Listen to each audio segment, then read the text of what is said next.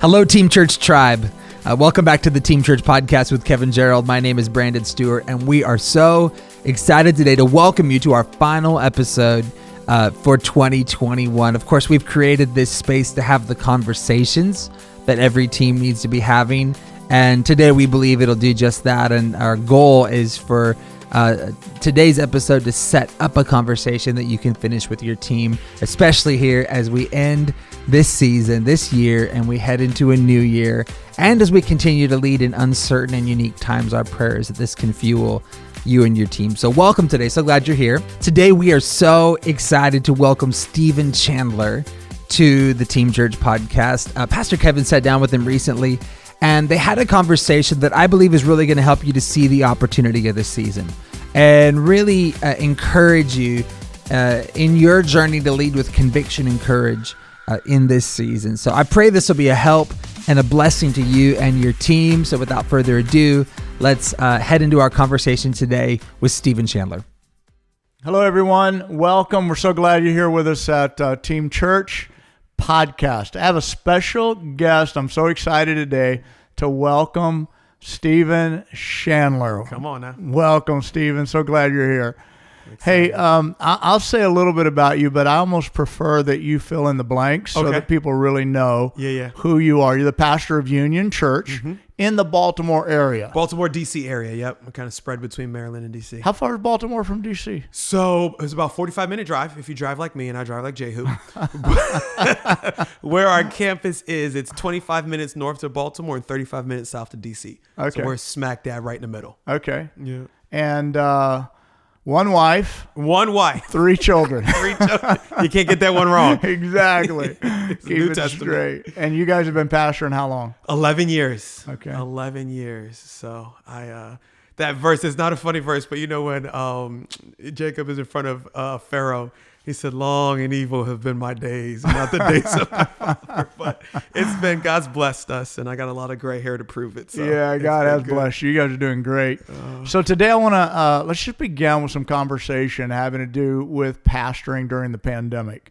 And the pandemic, as we all know, was a huge challenge for leaders, churches, pastors all across the world.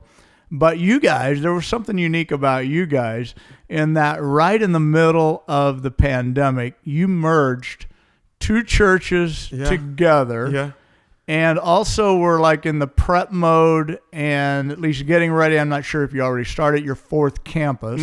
So like you were in a forward march mode in the pandemic. So why do you think it's important for us to be that? Why were you that way? Why are you that way? Be aggressive in the season we're in. Well, my wife keeps on asking me, why am I that way? And I don't have a good answer for her.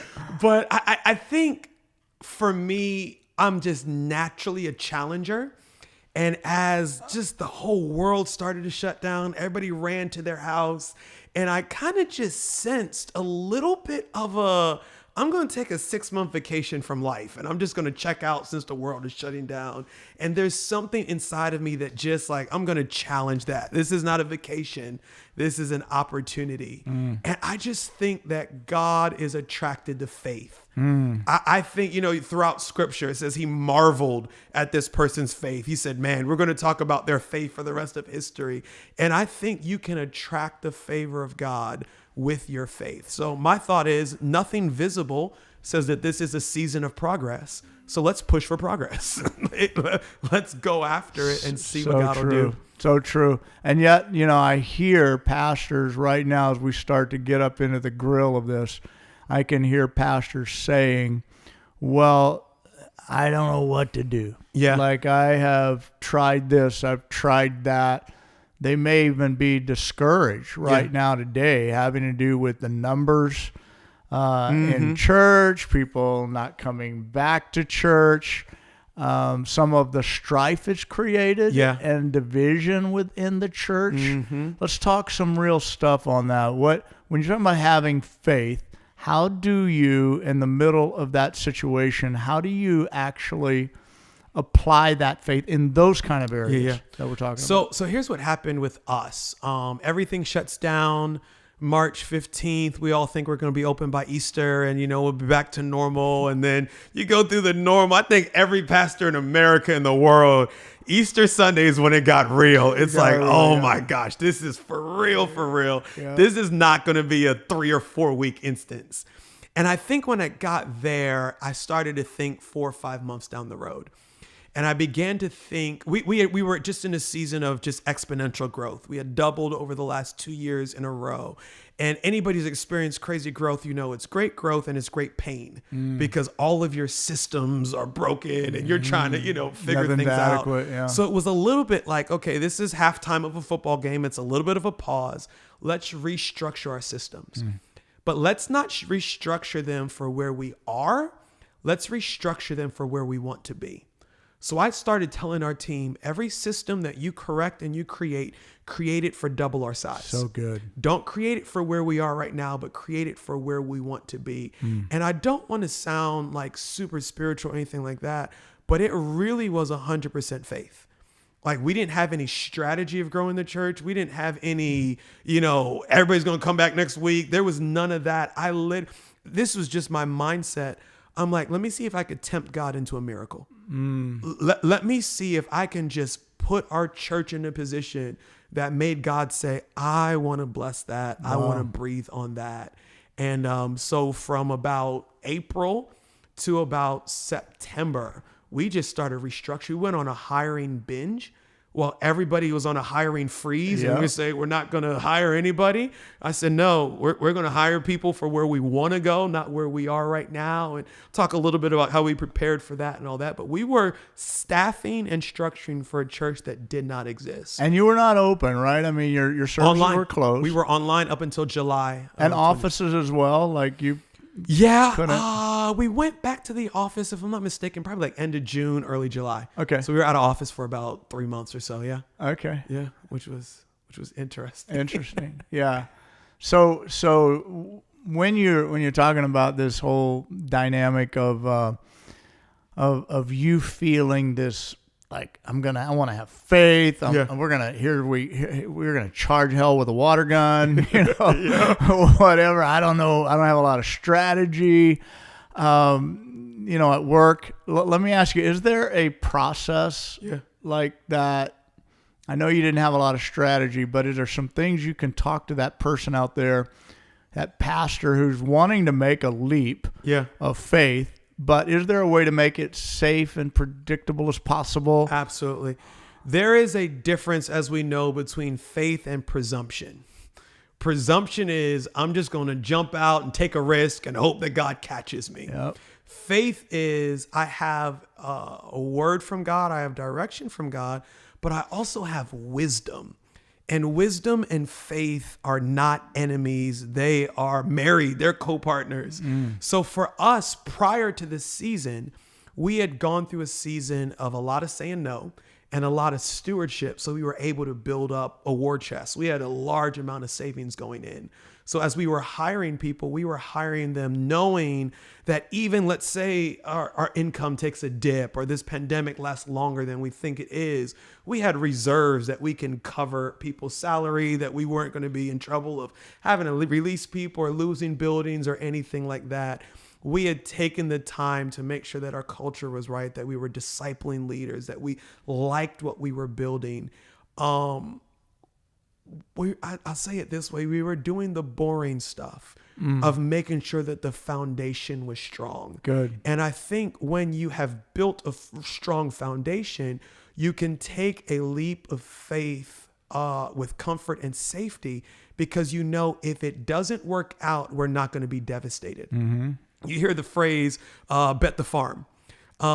We more like bet the field. We're not going to bet the farm, because we bet the farm and lose it. Then we got a problem. I got to talk to grandpa about I lost his farm. But I can bet a field that if I lose it, if it doesn't work out or whatever it may be, it's not going to completely hamstring the entire ministry. So it was one of those things where we're like, okay, we're going to take a risk, but we've fully thought through this risk not working out, and it doesn't bring this move of God to an end. And the book I wrote, I wrote Naked and Unafraid, and we released it in February. Yeah. If you can imagine, everything hits in March. So all of the travel with the new book and all of the excitement around the new book, and then pandemic hits. But actually, for me personally, and I think even for others, and the book did well in 2020 because of the timing of it. But there's a phrase that I really got into, and I want to hear you talk a little bit about it if you would. But it's dangerous to play it safe. It's dangerous to play it safe. Yeah. Like I think that helps. What is the danger? Like, can you talk about some of what happens if you play it safe? Yeah. Well, the thought that comes to my mind is atrophy. Any muscle that you don't use, it does not stay the same. It decreases.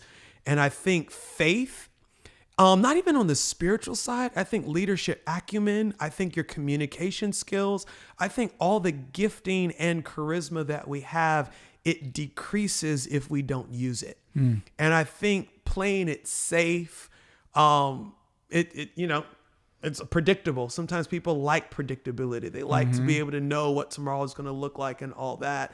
But the thought doesn't cross our minds. Here's what the Bible says: even that which you think you have will be taken from you. And I think that applies to everything that we have, that if we don't use it, if we're not constantly being a good steward, which means maximizing its potential, we're going to end up losing that which we have. Wow. And I think faith is one of those things. I think gifting is one of those things that if you plateau, if you settle, if you get to a place where you say, this is good enough, you're going to end up losing that which you have. Yeah. There's something about like the apathy and the lethargy and that whole thing in that season that actually is dangerous. But another thing I'd like you to talk about is how did your team look at you when you started being this big bold lion? How did they respond to you? They responded well. Just in case they're watching this. I love them all. This is going to get out somewhere. They responded well eventually. Yeah. It took them about 6 to 8 weeks Good answer. to realize, oh my gosh, he's not joking. Now, they're used to me. Yeah. I am a take the hill type of leader. I am if we're resting, it's because we're preparing for the next charge, and they're used to that and all that other kind of stuff. Yep. But we had some people that were newer on staff. We had some people that, because of what was going on in our country and the political climate and all that other kind of stuff, they wanted us to redirect the attention of our church and the vision of our church and all that other good stuff. So I think it took them a little bit to say, okay, he's not joking. We are going to prepare for the future as if it's tomorrow and be ready for whatever God has in store for us. But I could not be more proud of them, because they eventually got up under the vision and they said, hey, we're going to take foods of people that are locked in. Every church turned into a 100% outreach center, and we're meeting the needs of our community and all that. But in the midst of that, we're going to be thinking about the future and preparing for what we really believe that God is getting ready to do. We had transition like everybody else did. Yep. So we had staff members. They're like, man, I feel like God's called me to do something else. And I'm like, God bless you. Godspeed.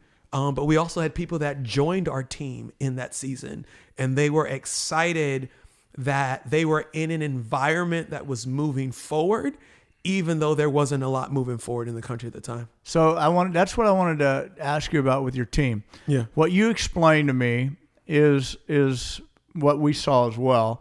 In the early stages of beginning to say, we're moving forward, we're doing this, we're doing that, there is a bit of a paralysis of analysis that hits your team. Am I right about that? They're looking at you like almost afraid to make too many moves in this moment. Yeah.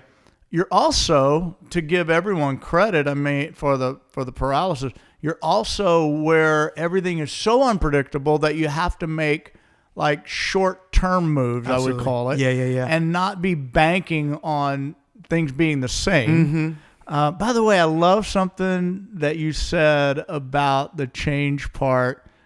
this morning when you were talking to our staff. Do you remember what I referred With to? you talking about Amazon Bezos and all that? Yes. Yeah. Can you share that? So I was reading an article about Jeff Bezos, and he said, obviously there's a lot of companies that made millions off of selling on Amazon. So I get a lot of people that come to me asking me, hey, what's going to change about the future? Because I want to create a product that's positioned to capitalize on change. What our car is going to be 100% electric, or, whatever it may be. Right. And Bezos said they're asking the wrong question. You shouldn't be asking what's going to change, because you can't build a company on change. It's too unpredictable. What they should be asking is what's not going to change, what's going to stay the same. Wow. Because if something's going to stay the same, you can anchor a company on that. You can anchor the future on what will not change. And I think even in the ministry world, that really came up where, I'm gonna get in trouble. That's all right. I always do. Where everybody's like, okay, so we're gonna be 100% online. And I don't know if you went through this, but we wanted to do a Instagram live every single week, and we're like all creating content and all that other good stuff. Which I think there was a time and there was a season for that, as we're trying to stay as connected with people as we possibly could. Mm-hmm. But that was a season to go back to, hold on, what's the vision of this house? And we always say the vision is non-negotiable. The strategy will always change. Mm-hmm. So we're always thinking of better ways to accomplish the vision. But what are we anchored on? Mm-hmm. And the things that we've decided God's called us to do and we're anchored on, those are non-negotiable. And not a pandemic is not going to change it. Not everybody being online until Jesus comes back and never leaving their house is going to change it. Like this is who we are. Yep. And it's a time to double down on what you say the vision that God's given you is, instead of just throw it out and try to come up with something brand new. I love that. I love that quote because it acknowledges that change is going on. Mm-hmm. Yeah. And it's not in denial that change is happening. Yeah. But it's just saying, like, focus on what will not change. Yeah. What will be the same, build on that. Yeah. And it gives you then permission to move forward rather than bothered by, well, things are going to change. Yeah. True, but what won't change? Let's go.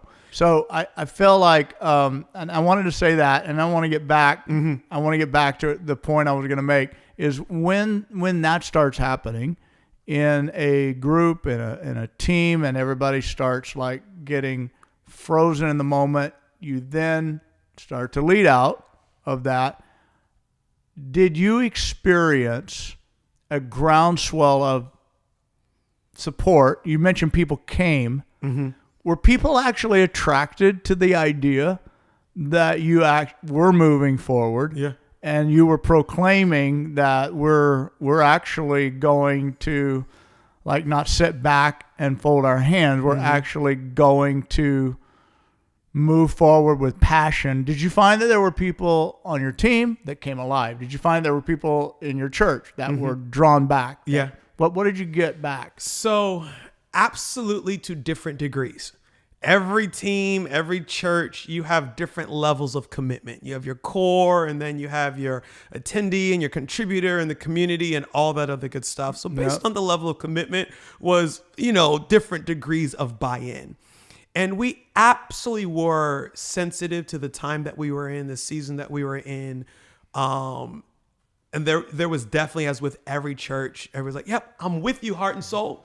As long as you don't make me come out of my house. Yeah. What I mean? There was that season, and then there's like, I'm with your heart and soul, but I'm wearing my mask, and you can't stop me. And I'm like, go for it, wear your mask, just love Jesus, and So there was those aspects, but I do think that there was just a rally behind the fact that my church is engaging this season, is leaning in, is believing God, and is not just going to play it safe. And I think it was indicated in our giving.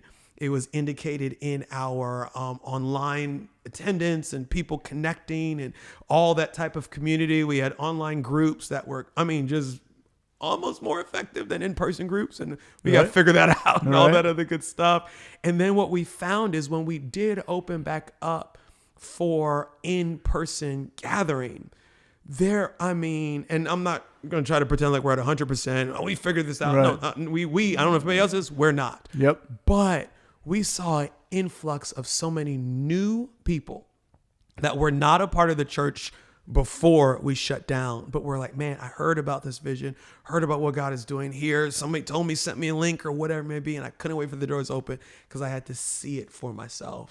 So I think that people jumped on board. And what I did was I have different levels of expectation based on where people sit on the bus. So if you're on staff, if you're in the core, I'm going to have the highest level of expectation. I'm looking for the highest level of buy-in all the way down to just our attendees. So I was careful not to push the different levels of commitment for a commitment that they never said they wanted to make. Good. But if you work here, you feel like God's called you to build this house. Right. We're 100% in and we're going after it with all we have. That's so good. Yeah. So good. Do you feel like right now that where we're sitting right now, there's some people that are in a time where they are renegotiating their reality, and that do you feel like that it's good to let go of trying to get back to where you were? Yeah. Like, is there something that can? Is that something that can, if a pastor's watching right now, whose whole idea is, I used to have 700 in church. Yeah. Now I got 150 attending and got some online. And and he's thinking, I'm not back until I get to 170. What do you say to that guy? So I think there's a few different aspects. I was watching a podcast one time and they were just talking about the stages of grief.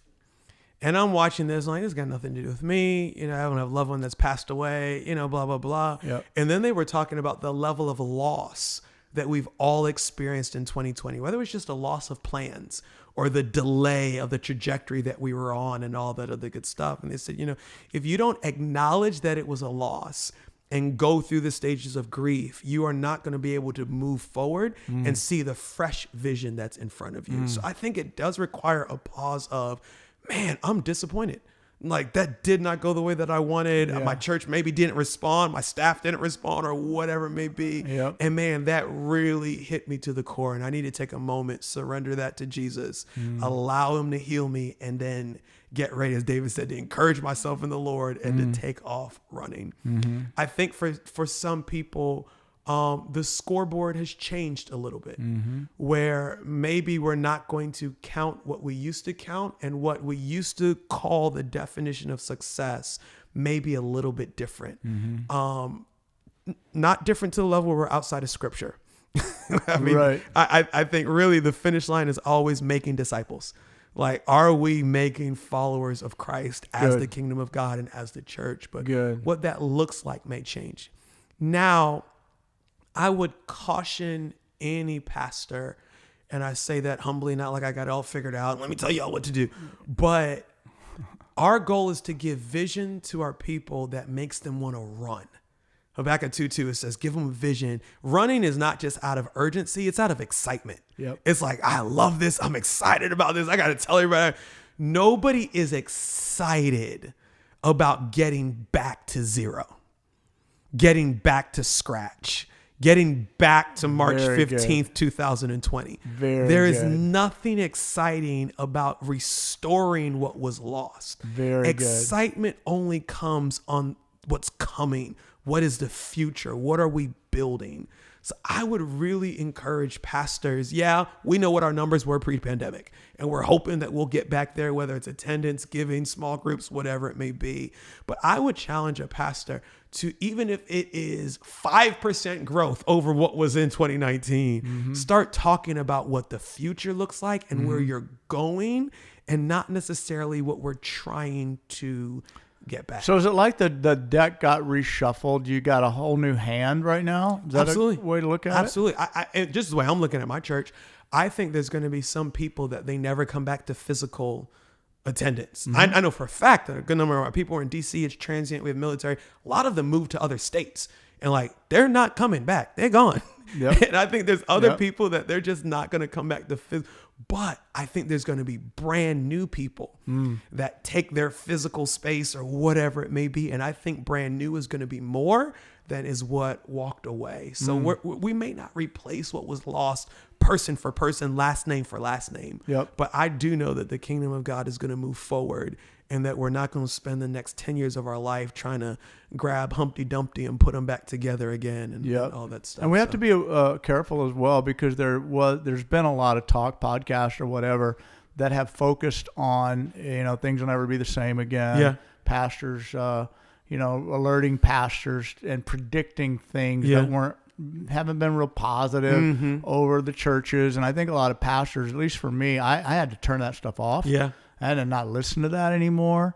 So maybe somebody watching us today, hearing us today, has just been too inundated with that prediction over their life. Yeah. And rather than, the reason I like the card shuffle thing is because I feel like if you're in a card game where you're literally having to do that repeatedly, you know in your mind, like, I can't go, I don't have that hand I had before. Yeah. But I have something in front of me, I'm going to play this hand. And I think there's something about that God honors in this process where you are not just trying to get that other hand back. This is your hand. Yeah. Now let's deal with what we have right now, and let's deal with a hand that. And you mentioned percentages and all of that. Different parts of the country are dealing with different, and a lot of our churches that would be watching or listening are in Canada. Okay. So that's a whole different world. ball game up there. And in my conversations with our Canadian brothers and pastors and friends, they're dealing with things that a lot of guys, especially in southern states of the U.S., are not dealing with. Yeah. So in case someone's listening, watching today who, you might be in South Texas and you might go, aren't we through this? Is this still going on? I don't understand. Going on? Like, yes, indeed, Listen. it is. It's still going on. Yeah. But I do think that if you're back in terms of your church, and I have some friends who are saying, man, our attendance percentages are probably 90+% of what they were before, but everyone does say this: they're different people. Yeah. Yeah. There's been a change. It's been a shift. So your challenge may not just be attendance; it could be discipleship. Yeah. It could be building teams again. Yeah. And I think two thoughts cross my mind. First, I'm going to play with the analogy of the card deck, right? Yep. And you think about a really good card player, they're not worried about their hand because they trust their own ability. And I think that's really what we need to be anchored in this moment. Good. We are not opportunists. We're leaders. Yep. God's gifted us. He's called us. He's anointed us. And whatever card we're dealt, God is still going to be able to do great things through us. So I think there needs to be an anchoring in. He started this work. Talk about that for a minute, like trusting your ability. Because I would like to get inside of the mind or the heart of the leader that might be a little bit faint right now, might be a little bit weary right now. Yeah. What can we say? What would you say to a leader like that who is in that season? How do you get your mojo back? Like, how do you get that spice, that swag, that whatever you want to call it? Like, you're going to get me in trouble. So you know me, I'm super direct, super blunt. My first question is, did you have the mojo? What did 2019 look like? What did January, February of 2020 look like? Were people responding well to your vision, to your communication, to your leadership, and all that other good stuff? Before we went. Before. Good point. If you didn't have great momentum before, then I'm evaluating. You got to be honest. I was doing something wrong. Good. I got to figure out, what was I doing wrong? Good. Was my vision too loose and not detailed enough so that people couldn't run with it? Was my communication skillful but not relevant? I was answering questions that nobody was asking. Like, I need to do, I call it autopsy. I need to take it apart and figure out what was working, what was not working, and why wasn't it working. Wow. And after I figured that out, and let's say I did have the mojo, I was running, it was great, all that kind of stuff, then you need to look at not what you were doing, but why you were doing it. What's the principle that made that communication work? Let's just talk preaching for a second, because we were talking about that. Man, people were responding to the messages. They were getting saved. They were taking next steps and all that.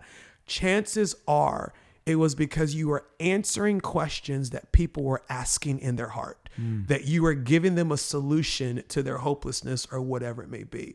So now I say, okay, I'm not going to preach the same message series, but I'm going to begin to ask, okay, what are the questions people are asking today? What are the questions that they may not be asking verbally because they don't know to, but there's a cry in their heart of, man, I got to figure out a solution to that. And I need to speak to that. And I need to be bold. I need to be biblical. I need to be, use my charisma and all that other good stuff. And I think it really just goes back to find out the principle of what had the momentum before and then adapt it for where your congregation and your city is today. Wow. So if you're that guy, or that gal, who is sitting in a scenario where they would say, "Okay, I didn't really have the mojo before." You got me there, Pastor Stephen. What would you say now looks like? What does today? I want to take one more step forward on that. What does today look like if you acknowledge that? Now what? So first of all, if you're that guy or you're that girl, man, I'm excited because that was me for so long. I talked about it earlier. Took over a church of 50 people, grew it to 70 people, and thought that was about all I've got in me. This isn't working out. And I mean, there was no exponential growth. There was no revival. It was, I said it added to his number daily. Well, he added to our number 1. That's all he added. And I had to learn how to get the mojo. I had to learn how to grow. And what I learned was nothing new is under the sun. There's somebody out there that has the solution to my problem. I just have to find them and then find the principles that they're applying. Wow. So I would get on board with Team Church. I would learn from Champion Center. I would learn from some of these phenomenal churches that have momentum. We can learn literally from every field of influence. It doesn't have to be church. It could be business, sports, whatever it may be. Where do I see momentum?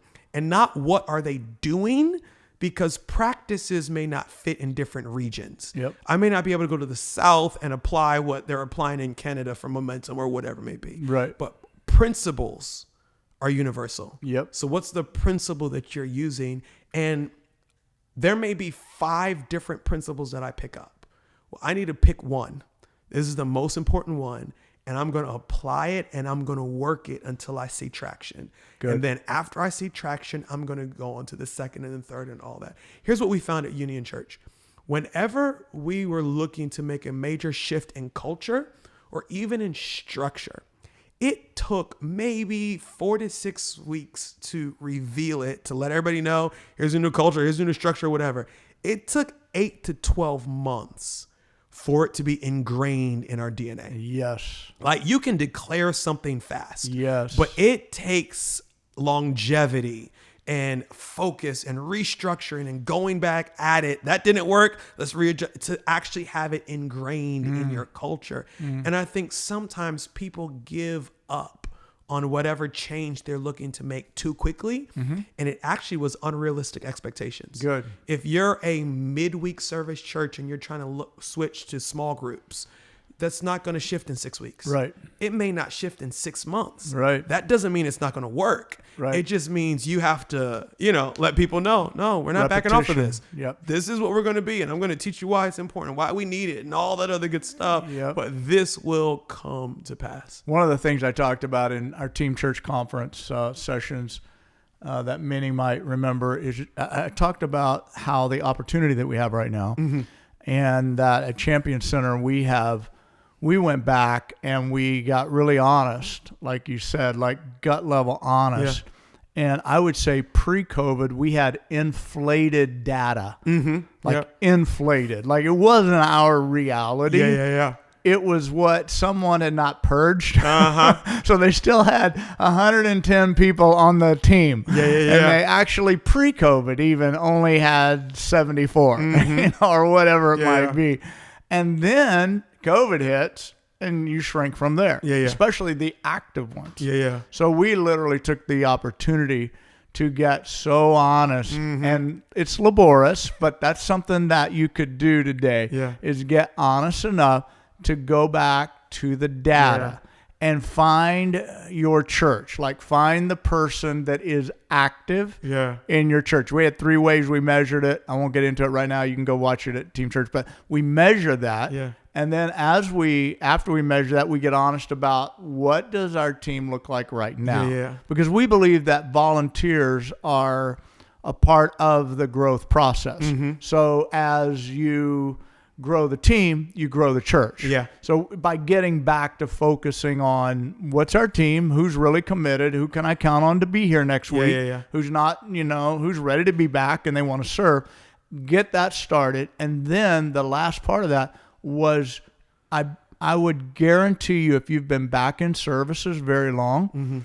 that all of you have had people visiting your church. Absolutely. Like they've either been peeking in through the online or they have been walking in to the on-site.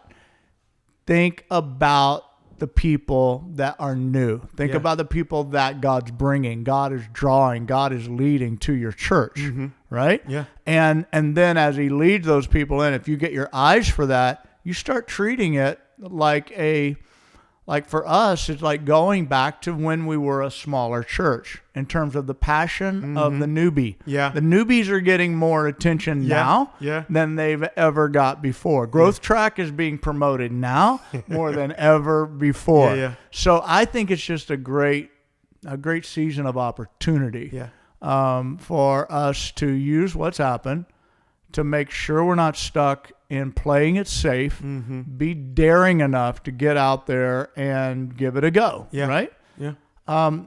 What if a pastor says, I personally, and this is a little bit redundant, but I want to see if we can cover this. I personally am not as healthy as I want to be. Yeah. And I appreciate you guys. Pastor Steven, that's great. Yeah. Pastor Kevin, great. It's great. But me, I don't feel that faith right now that you guys are talking about. Yeah. So I hit that. Absolutely. And I think, 2020, world shuts down, racial tension, all that other good stuff. Every pastor is in a position where they're just responding. They're like, I've got to pastor my church through this, cover them, lead them, all that other good stuff. So about June, July, I hit a wall of exhaustion where... This year? Last year, 2020. Okay. Where for the first time in my life, I had thoughts of, I don't know if I want to do this forever. I don't know if I enjoy this anymore. I don't know if you're looking for a way out, kind of. And what I realized, here's what also happened. This was about 3 or 4 months into the pandemic. So everything that I thought was going to happen to our finances did not. In terms of, we're going under, it's going to be bad. Yep. And everything that I thought was going to go bad didn't. And I think for the first time, I got anchored in my soul that this is his church and he's building it. He's using me, but it's not all on me. Wow. So I can rest. I can step back. I can breathe. I can recreate energy for myself. I think about Elijah. He calls fire down from heaven and then he goes on. He's like, okay, I'm ready to die. This is the worst. God, take me, all that other good stuff. And it says the angel comes and he says, wake, eat, and be refreshed. He didn't say, get up and start praying again, Elijah. He didn't say, Elijah, where's your faith? He didn't say, trust God more. He said, you need to eat. You need to breathe. You need to rest. You need to take care of your physical temple before you can even think about the spiritual things. So that pastor's like, man, my faith is struggling right now. I'm discouraged. My question is, man, when's the last time taking a vacation? Good. Come on. When's the last time you played with your kids? When's the last time you played some golf? When's the last time you went fishing? You went fishing. You just laughed. You just went out in nature. You need to rest. You need to breathe. You need to recover. You need to recreate your energy. And I'm telling you, the presence and the power of God is in you. And as you start to get your energy back, faith is going to be stirred. A hunger for his word, a hunger for his presence, a hunger for fresh vision. He will revive you. But you're not very spiritual when you're exhausted. Right. So I think I'd go the non-faith route and go you need to check your pace and how you're stewarding your That's really good. energy. It's really good. We really need to be reminded sometimes when we're feeling the discouragement, we're feeling the sense of loss of everything that you've got. that you're the most important thing. Like your health is vital to the future. Yeah. And so getting you back, getting you healthy. And sometimes that's just the power of distraction. Get totally out of what you're in, do something fun. Yeah. Hang out, vacation, do something you love to do. And get your mind back in a way where you can begin to function from a healthy perspective. I want to also just say to any staff that might be a part of this session today that surrounding one another with confidence and courage is extremely important. Yeah. Speak faith.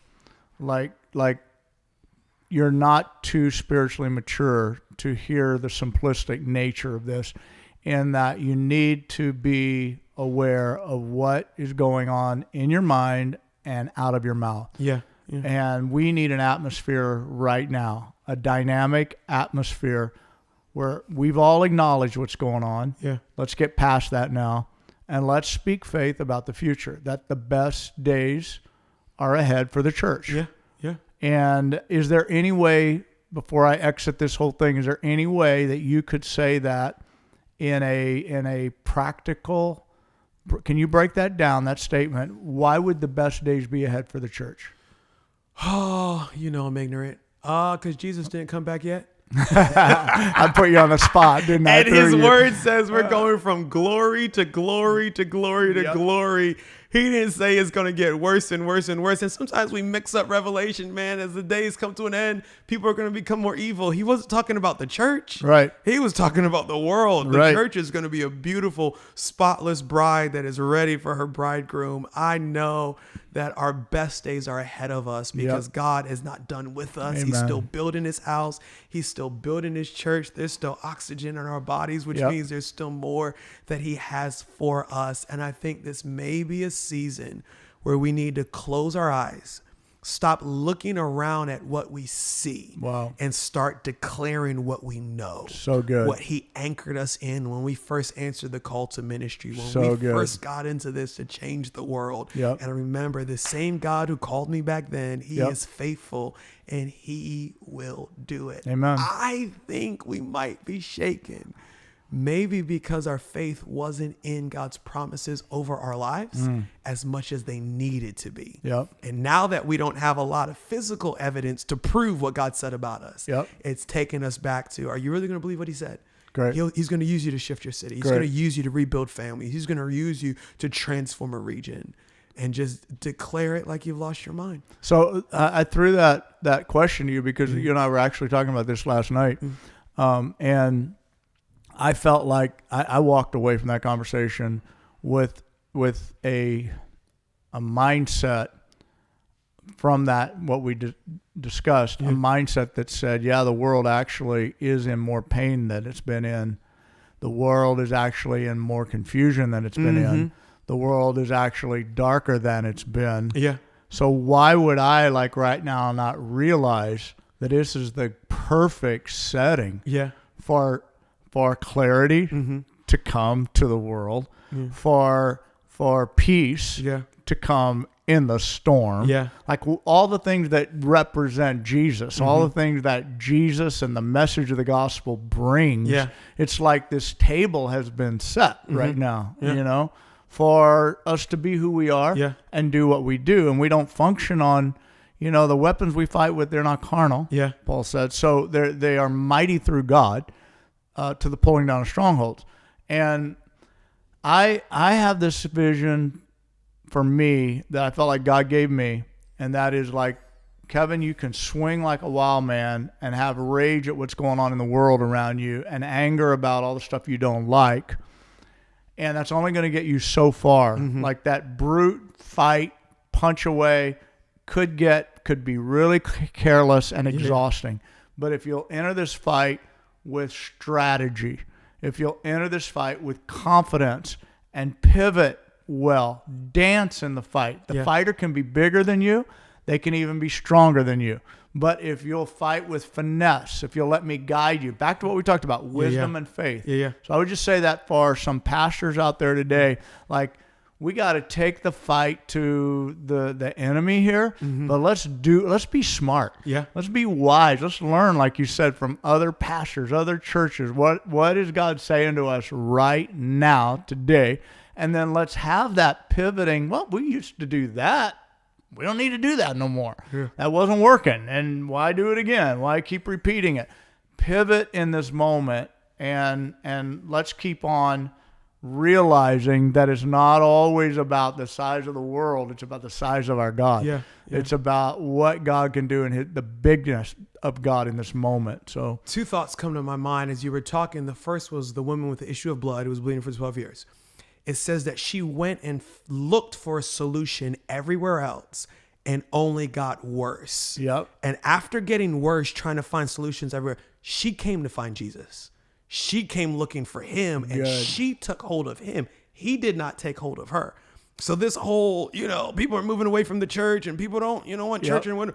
All they're doing is trying to find healing for their sickness in other places. And we know what the word says. They're just going to get worse. Yep. And it may be 12 years, hopefully not, but there's going to be a moment when they're going to come looking for Jesus. Yep. And it's our job just to make sure that we're not invisible or silent, but that our cities know this is where you find hope. This Love is where that. you find healing. This is where you find what you've been looking for. Love and they that. will come rushing back. The other thought that crossed my mind, and I do want to clarify this, that as we were preparing for a miracle and structuring for where we wanted to be, we didn't just jump out and make some reckless decision. Yep. We were just believing that God was going to do it.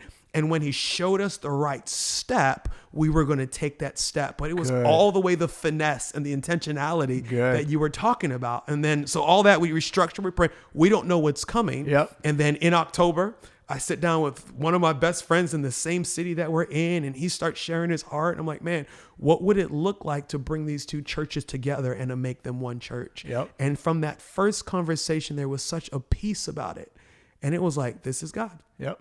This is what we've been preparing for. This is what we're talking about. So as I'm saying, speak in faith, take a risk and all that, I'm not saying go out and do something crazy. Right. What I'm saying is prepare for Right. what you're believing that God is going to do. Yes. And then wait for him to Build the make spirit of faith. Exactly. In your own self and in the people around you. Have faith. Yeah. Like, and I get that. I'm glad you brought us back to that, because that is so important.